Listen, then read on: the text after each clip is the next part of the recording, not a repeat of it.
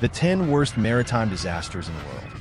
The Titanic only ranks 10th. The number one spot, with tens of thousands of souls lost, is a story few people know.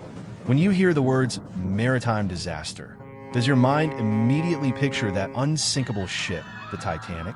Please, that was just a prologue.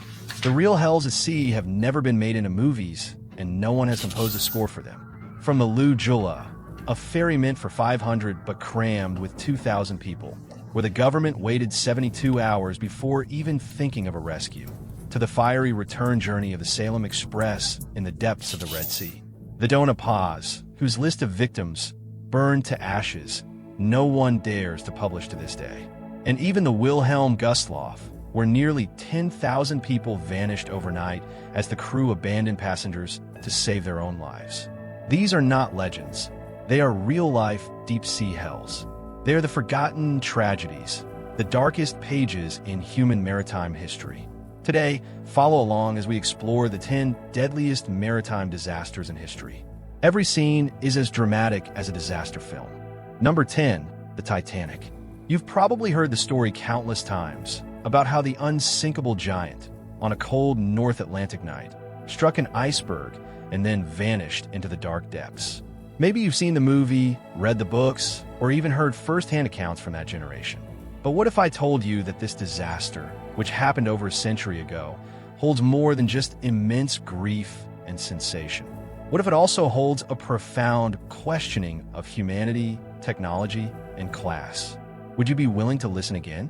On April 10th, 1912, the Titanic set sail from Southampton, England, carrying over 2,200 passengers and crew, heading for the American continent. Hailed as the most luxurious and safest ship in the world at the time, it represented the pinnacle and pride of human industrial civilization. It boasted advanced radio equipment, spacious decks, luxurious cabins, and an almost invincible watertight compartment design. Its builders called it unsinkable. However, just 4 days later, that confidence was mercilessly shattered by the cold reality of the North Atlantic. In the late night of April 14th, the Titanic struck a massive iceberg. The hull suffered fatal damage due to a severe shortage of lifeboats and a design partly based on the assumption that the ship was unsinkable. The rescue effort descended into chaos and panic. The identities and classes of the passengers on board were starkly exposed in this disaster.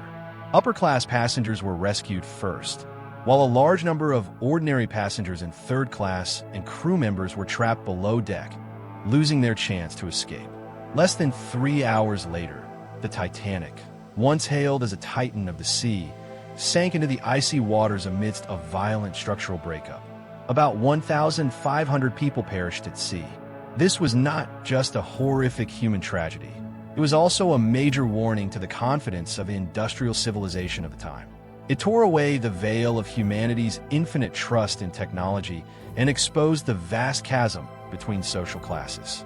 After the sinking of the Titanic, a profound reevaluation of maritime safety regulations swept the globe. International maritime organizations successively established strict standards for lifeboat provisions, 24/7 radio watch systems, and iceberg warning systems for shipping lanes. It became a catalyst for maritime safety reform and an eternal symbol warning against human hubris. More than a century has passed, and the story of the Titanic is still told and retold. It is not just a sad song of a sinking ship, but a symphony of technology and nature, class and fate. No matter how many times you've heard its story, when faced with this history, we still need to show reverence and reflect. Number 9, the MS Estonia. In the early morning of September 28, 1994, a ferry named the Estonia was struggling to navigate the storm-tossed waters of the Baltic Sea.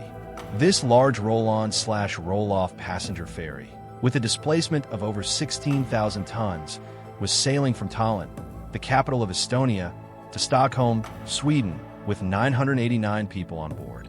Less than halfway to its destination, disaster struck suddenly. At 1:15 a.m., a loud impact was heard from the bow. Shortly after, the ship began to list violently. Witnesses reported that vehicles on the car deck were thrown to one side. Passengers fled for their lives in panic, Some even rushed out of their cabins without being fully dressed. 15 minutes later, the ship had listed more than 90 degrees, completely capsizing and sinking. From the beginning of the incident to the ship's complete submersion, it took less than 30 minutes. In the end, only 137 people survived, 852 perished, making it one of the worst maritime disasters in modern European history. But what is truly unsettling is not just its scale, but the many mysteries it left behind. Investigations revealed that the direct cause of the accident was the bow visor, the large steel door at the very front of the car deck, which was torn off by the storm's waves, allowing massive amounts of water to flood the car deck, which in turn caused the ship to lose stability. But suspicions quickly followed. Some survivors reported hearing an explosion. Military intelligence experts revealed that the ship had been used to transport military equipment.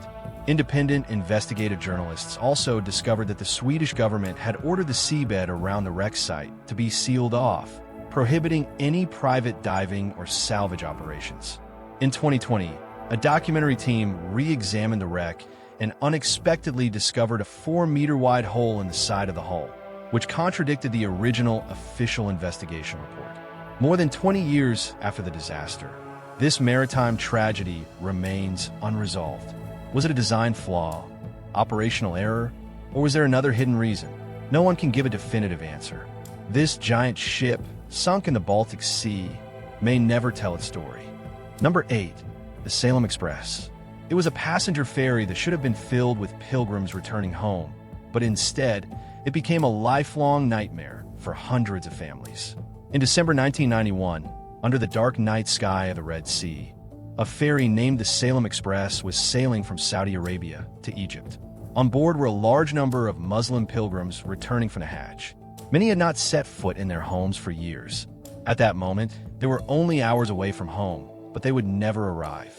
This was a disaster that could have been avoided, yet it happened on the calmest of seas.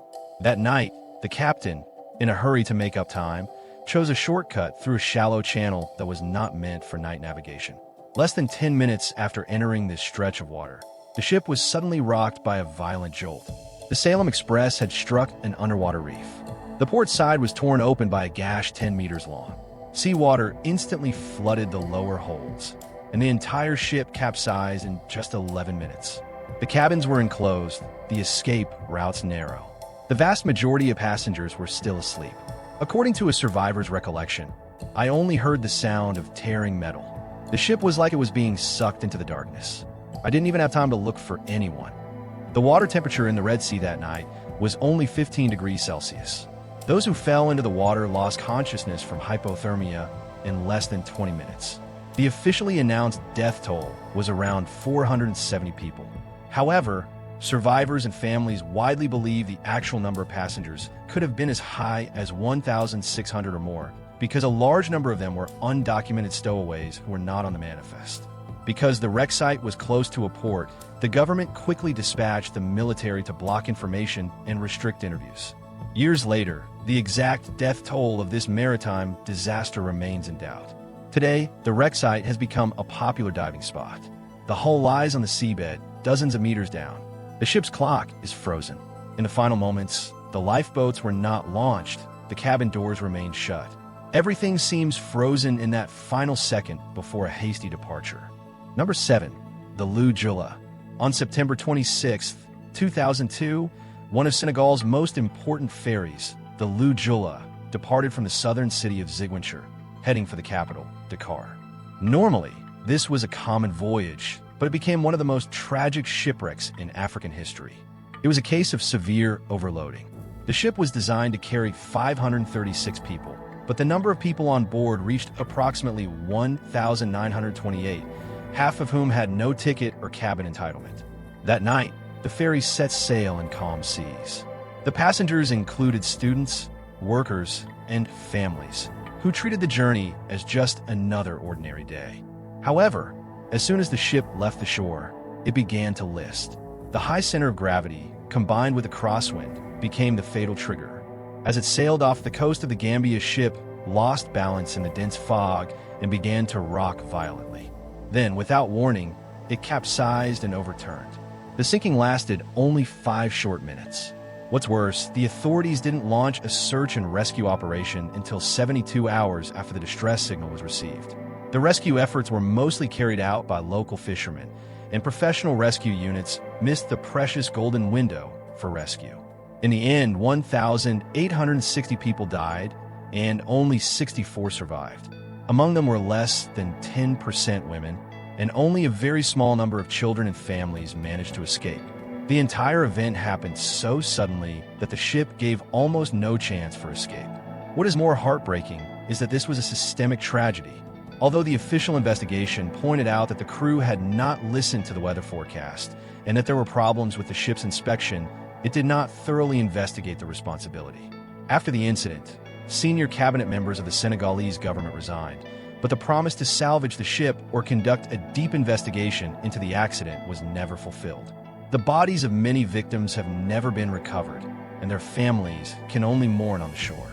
The sinking of the Lujula was not a natural disaster, but a tragedy of a modern shipping system with lax local law enforcement, where human lives were treated as if on an assembly line. Number 6. The Al Salam Boccaccio 98. In the early morning of February 3, 2006, a ferry named the Al Salam Boccaccio 98 quietly sank in the depths of the Red Sea.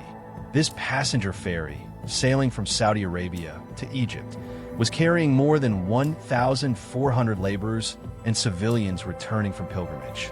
Most of them had endured a difficult year and were only hoping for a safe journey home. However, at 2 a.m., a fire broke out in the engine room, and thick smoke quickly filled the entire ship. But the crew did not send out a distress signal immediately, nor did they organize an effective evacuation. It was not until the fire was completely out of control that the passengers realized the danger was approaching, but it was too late. Even more shocking, some of the crew and the captain abandoned the ship and fled in the chaos, while many passengers, especially families and the elderly in the lower deck cabins, were trapped in the sea of fire and could not escape.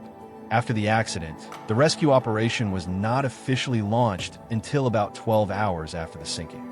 Although the Egyptian authorities eventually dispatched several ships and helicopters for search and rescue, due to the initial delay in information and the fact that nearby ships initially refused to respond, many chances for survival were missed. In the end, the disaster resulted in the deaths of more than 1,020 people, with only 388 survivors. The tragedy was not without warning. As early as 1999, this same passenger ferry had collided with a cargo ship in the Suez Canal, causing deaths and injuries. Investigations revealed that the crew's negligence and the company's chaotic management had long planted the seeds of disaster. At the time of its sinking, the ferry was 35 years old, registered in Panama, chartered from Italy, and its equipment was long outdated. Experts also pointed out the possibility of severe overloading, and that Egyptian ferries had a long-standing practice of overloading, with regulations being virtually non-existent. This accident revealed not just a fire, but the plight of developing countries in international shipping. Old ships retired from developed countries often become the mainstays of poor nations. Behind the low-cost operation is the overdraft of hundreds of lives. Al Salam means peace, but for the more than 1,000 victims on board, there was neither peace nor a way home that night. Number 5. The Sultana. In the early morning of April 27, 1865, a deafening explosion tore through the silence, waking every sleeping soul along the Mississippi River. A steamboat named the Sultana suffered a boiler explosion just 10 kilometers from Memphis. The entire ship was instantly engulfed in flames. In just a few minutes, the hull broke apart, and hundreds of people lost their lives in the fire or the icy river water. The ship was originally designed to hold 376 people, but it was forcibly crammed with over 2,100. Most of them were recently released Union prisoners of war from the Civil War. They were exhausted, but filled with the hope of returning home. No one expected that what awaited them was not the embrace of spring, but a summons to a living hell. The tragedy of a Sultana was not just an act of God, but a blatant man-made disaster. According to historical records, in order to get the government's transportation subsidy, which was paid per head, The ship's owner colluded with military officials to deliberately overload the vessel. The ship's boiler had been leaking for 3 days before the accident, but was hastily patched up with a weld. The reason was that the ship owner found the cost of replacing the boiler too high and the delay too long. After the explosion, due to the extremely limited communication and rescue organization capabilities of the time, combined with the Mississippi's swift currents and temperatures dropping to freezing, most of those who fell into the water ultimately died from drowning or hypothermia. It is estimated that over 1,800 people died in the end, making it the worst maritime disaster in American history. However, because major news stories like Lincoln's assassination and General Lee's surrender dominated all the headlines at the time, this horrific tragedy was forgotten by the entire nation. The cries of the survivors and the lives of the victims were not seriously recorded for a long time, as if they were just a string of numbers sunk to the bottom of the river. To this day, the wreck of the Sultana still lies quietly under the bed of the Mississippi River and has even been buried by the changing course of the river. There is no national cemetery, no grand monument, only a modest stone marker spontaneously erected by the descendants of the survivors. This tragedy, with a death toll far exceeding that of the Titanic, was buried by history for a century. Now, a filmmaker is bringing this forgotten tragedy to the big screen, hoping that through the film, more people will remember this history of blood and fire and be warned for the future. Number 4. The Cap Arcona. In early May 1945, as World War II in Europe was drawing to a close, the prisoners aboard the Cap Arcona were experiencing a living hell. This once magnificent German luxury liner had been converted into a ship for transporting concentration camp prisoners, packed with about 4,500 people trapped in misery. Among them were political prisoners, resistance fighters, and persecuted minorities, carrying with them countless unfinished stories and a longing for freedom. As the Allied forces advanced, the Nazis hastily arranged for them to be moved north, hoping to remove these unstable elements from the war zone. The cabins were cramped, the air was foul. The prisoners were helplessly crowded together, many already extremely weak. On May 3rd, the roar of bomber engines suddenly filled the sky. The Allied air raid began in a tense and chaotic atmosphere. The Cap Arcona was mistaken for a warship and was heavily bombed. The flames lit up half the sky, and the ship quickly caught fire. Desperate prisoners struggled to find a way to survive. The cabin doors were locked, and escape routes were blocked by debris. Screams and cries intertwined. Many were consumed by the fire, and many more fell into the cold Baltic Sea. Only a few were miraculously rescued. Survivors later recalled the chaos and terror of that day, still unable to heal the trauma in their hearts. The sinking of the Cap Arcona is a brutal depiction of war, a tragic end for countless innocent lives. It reveals the darkest side of war, where humanity is trampled and life is ruthlessly destroyed. Although this tragedy was submerged by the great tide of war, it will forever be etched in the memory of the survivors and in history. Today, the wreck of the Cap Arcona lies deep on the seabed, a warning for peace and a testament to history. Number 3. The SS Goya. Tragedies like the Cap Arcona were not isolated incidents in the final days of World War II. As the world began to anticipate the arrival of peace, people longed for the end of the war and the beginning of a new life.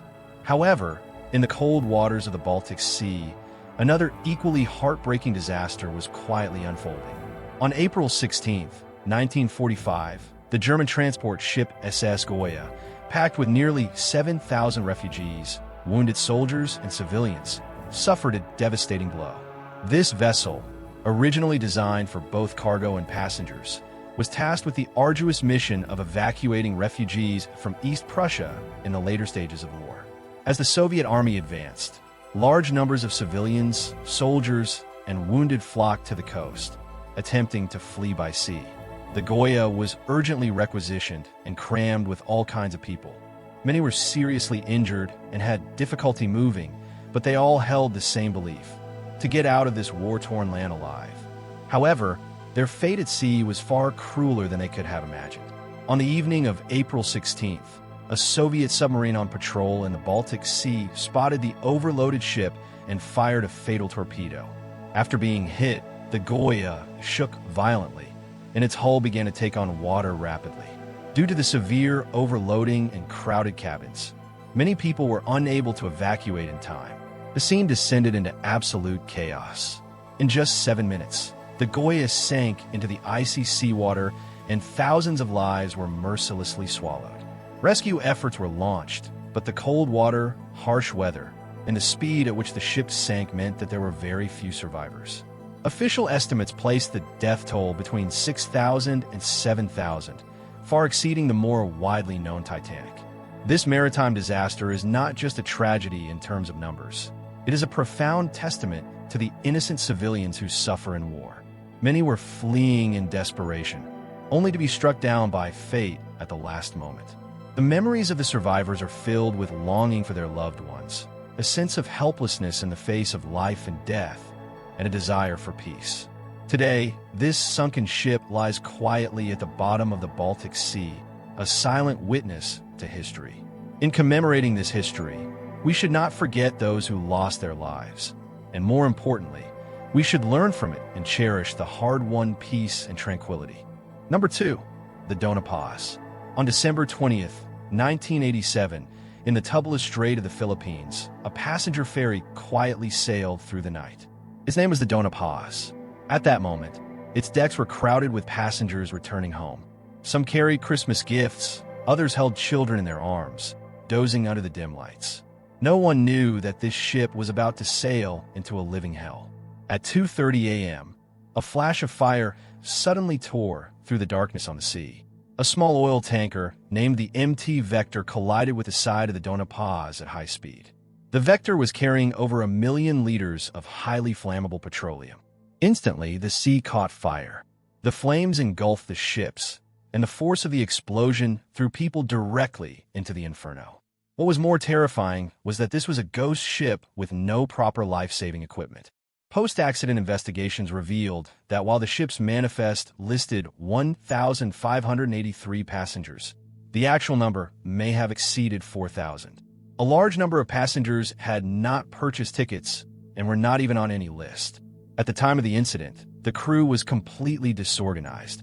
The captain and the command system lost contact immediately. There were no announcements, no instructions, no escape routes. Thousands of passengers, in the midst of explosions and flames, panicked and ran aimlessly. Many were forced to jump into the sea by the fire, only to find they could not escape the boiling oil slick. The real hell was not on the ship, but in the water. The Dona Paz sank in less than 2 hours. It wasn't until the next day that the Philippine authorities learned of the incident from a fisherman. The final confirmed death toll was 4,386, with only 24 survivors. It became known as the Ship of Death at Sea and the worst peacetime maritime disaster in history. You might ask, did the shipping company bear no responsibility? In fact, the Philippine shipping giant Sulpicio Lines had a dark history.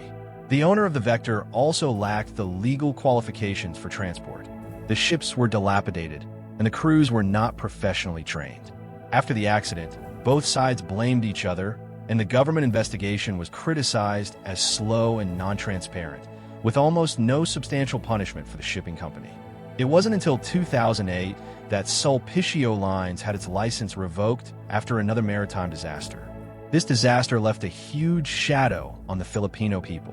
One survivor recalled, "I desperately clung to floating debris, but I watched as the people around me were burned by the fire, one by one, and swallowed by the sea. That night, the sky was red, the sea was hot, and death was breathing down my neck." In recent years, filmmakers have attempted to bring this tragedy to the big screen, hoping to use images to awaken people's memories and vigilance. But the project has been stalled due to various obstacles and the sensitivity of the trauma. Number 1. The Wilhelm Gustloff. In the final days of World War II, Germany's defeat was a foregone conclusion. But for countless people, the real despair was just beginning. Just as the dawn of victory was approaching, a ship sank in the icy waters of the Baltic Sea, taking with it the largest number of maritime casualties in history. From the Cap Arcona to the SS Goya, Many of the tragedies on this list occurred in the last few months of the Second World War. Beneath the surface of a lull in the fighting was a rapidly collapsing order and an unprecedented humanitarian disaster. And the ships that should have symbolized refuge and hope became death traps in those turbulent waters. However, these are just the tip of the iceberg. The number of innocent civilians who died during the war due to maritime evacuations, bombings, and blockades is too high to count.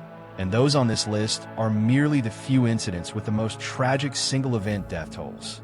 The Wilhelm Gustloff was originally a luxury cruise liner built for the Nazi Strength Through Joy movement, used to provide affordable vacation services and as a tool to promote the national welfare of the Third Reich. However, towards the end of the war, the ship was requisitioned for military and evacuation missions. In January 1945, with the Soviet army advancing and the German army in full retreat, millions of German families from East Prussia and Pomerania were forced to flee. That night, the Wilhelm Gustloff was packed with over 10,000 refugees, including women, children, wounded soldiers, and naval cadets. On the night of January 30th, this behemoth, with almost no escort, slowly sailed into the Baltic Sea under the dim night sky. No one expected that it had already been targeted by the Soviet submarine S-13. Around 9 p.m., 3 torpedoes struck the hull in succession. Just a few minutes later, the entire ship broke apart and capsized. The sea was freezing. With insufficient lifeboats, thousands of people were either killed instantly in the explosions, drowned, or froze to death in the icy sea. The lights on the ship went out, and cries for help were heard everywhere. This scene was described by the very few survivors as hell. According to the Soviet Submarines Combat Report, German records, and survivor testimonies, in the end, more than 9,400 people lost their lives, with only about 1,200 rescued. This number makes it the deadliest single-ship disaster in human history, with a death toll more than 4 times that of the Titanic. To this day, the disaster remains controversial. The Soviet side has never taken responsibility for the massive civilian casualties it caused. The German side also handled this history with relative discretion after the war. In the cruelty of war, at this moment, there was no good or evil, no dignity, only a cold sacrifice under a vast machine. In the movies, when the Titanic sank, there was music, there were goodbyes, there was the brilliance of humanity. But on the Gustloff, there were only explosions, screams, and cold death. It has no movie, no monument, and is rarely even mentioned. But those more than 9,000 names should not be just numbers. Like the people on the Titanic, they too deserve to be remembered. Of these 10 most terrible shipwrecks, which one do you think was the most unjust? Leave a comment and let me know. Remember to subscribe, like, and share. See you tomorrow for the daily update.